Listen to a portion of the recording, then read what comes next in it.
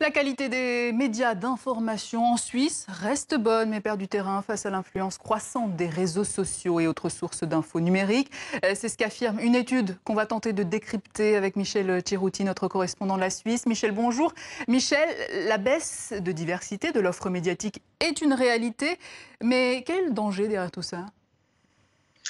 Bonsoir Nida. Écoutez, le danger, outre celui, on va dire, économique et celui qui pèse sur les postes de travail, c'est que la démocratie suisse en elle-même se retrouve affaiblie, rien que ça.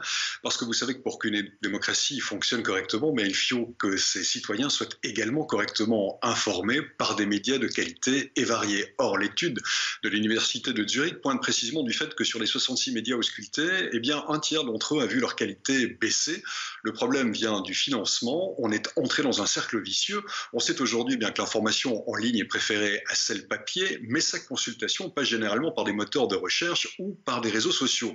Ainsi, sur les 2,1 milliards de francs suisses de recettes publicitaires réalisées en Suisse en 2017 en ligne, les 2 tiers sont allés à Google et 10% encore à Facebook, alors que bien sûr les contenus, eux, ne sont pas fabriqués par ces plateformes.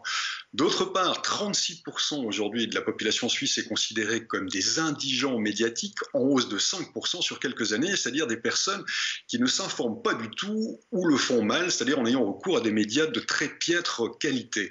Moralité, les recettes sont donc en baisse, 3000 postes de travail ont disparu en 5 ans, et on assiste du coup à des regroupements de rédactions ou de médias avec une prédominance accrue de quelques grands éditeurs. Ainsi, un groupe comme Tamedia domine possède 72% de l'offre médiatique en Suisse romande, 71% de cette même offre simplement en ligne. Du coup, on retrouve souvent les mêmes articles dans différents journaux le même jour. Donc, moins de sources, c'est moins de choix médiatiques, ce sont aussi moins de diversité d'opinions exprimées et une qualité en baisse, avec donc moins de possibilités de s'informer pour le public. Et comme je le disais au départ, avec pour conséquence potentielle une démocratie suisse qui court un risque certain d'affaiblissement. Michel Thirouty, merci pour vos explications.